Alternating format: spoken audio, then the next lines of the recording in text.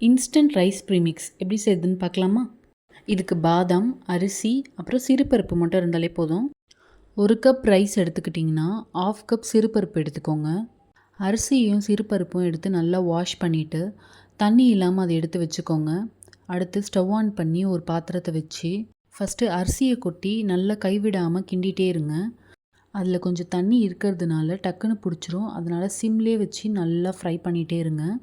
அரிசி நல்லா உதிரி உதிரியாகி தண்ணி எல்லாமே போய் நல்லா ட்ரை ஆகணும். ஒரு அரிசி எடுத்து உடச்சி பாருங்கள், 2ஆக உடையணும். அப்போ தான் அது கரெக்டாக இருக்குன்னு அர்த்தம்.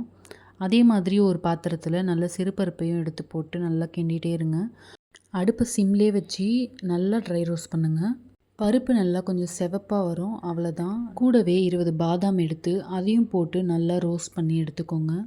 எல்லா ரோஸ்ட் பண்ண பொருளையும் ஒரு அகலமான தட்டில் போட்டு ஃபேன் காற்றுல நல்லா ஆற வச்சுடுங்க. கூல் டவுன் ஆனதுக்கப்புறமா ஒரு மிக்சர் ஜாரில் போட்டு எல்லாத்தையுமே ஒரு கிரைண்ட் பண்ணி எடுத்துக்கோங்க. நல்ல பவுடர் டெக்ஸ்டருக்கு வரணும், அவ்வளோதான். இது ஒரு ஏர்டைட் கண்டெய்னரில் போட்டு ஸ்டோர் பண்ணி நீங்கள் 1 மந்த் வரைக்கும் யூஸ் பண்ணிக்கலாம். இந்த வீடியோ உங்களுக்கு பிடிச்சதா மறக்காமல் ஃபாலோ பண்ணிட்டு லைக் பண்ணிட்டு ஷேர் பண்ணுங்கள். அடுத்த வீடியோவில் பார்ப்போம். பாய்.